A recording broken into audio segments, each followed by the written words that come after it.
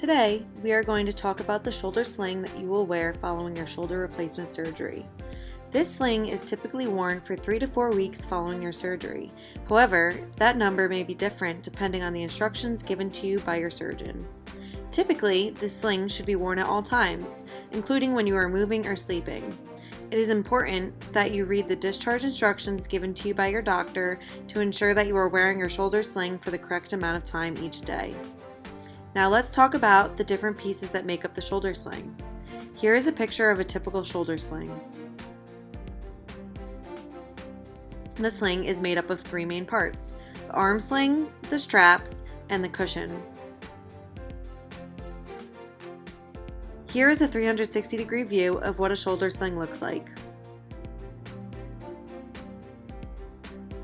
Now we will go over the different parts. First, we will go over the straps. Typically, there will be one strap that goes around your neck and one strap that goes around your torso. We can refer to these straps as the seat belts, as they keep your arm safely in place. Additionally, there are typically smaller straps or buckles that will go over the sling and around your hand that help to keep your arm safely inside the sling. Now we will go over the clips. There are typically 2 to 3 clips or buckles that are used to fasten the straps together. Here they are. Many slings also include an abduction pillow that is positioned in between your body and your arm to keep your arm in a safe position. It is noted that your shoulder sling may look different than the one shown in this video. There is a large variety of slings and shoulder immobilizers that are used after a shoulder replacement. However, they typically all include a variation of the same pieces.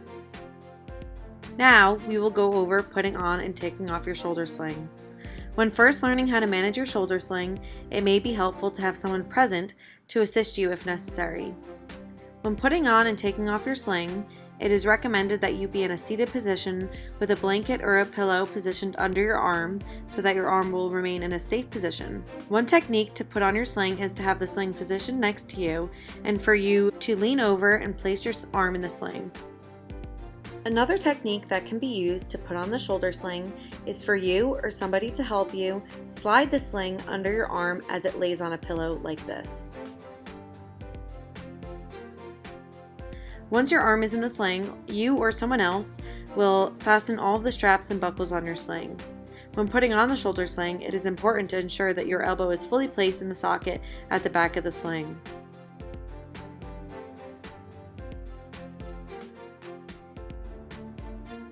Now, when taking off your shoulder sling, it is recommended that you have a pillow or blanket in place under your arm so that your arm will be supported when you are not wearing the sling. First, you or someone else will unbuckle the clips on the sling and will remove the straps from around your body like so.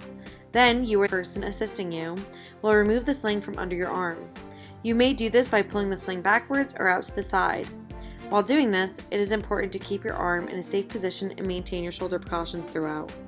Here is an example of someone taking off their shoulder sling by themselves without the help of somebody else.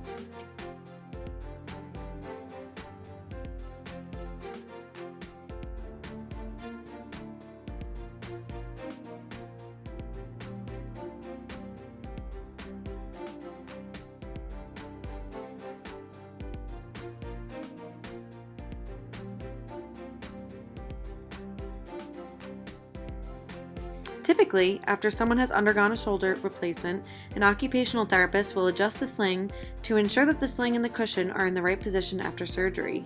Once you return home, it is important to keep the sling in the correct position. Typically, your elbow should be at a 90-degree angle and your arm should be snug in the sling. Your arm should not be sliding out of the front of the sling at any time.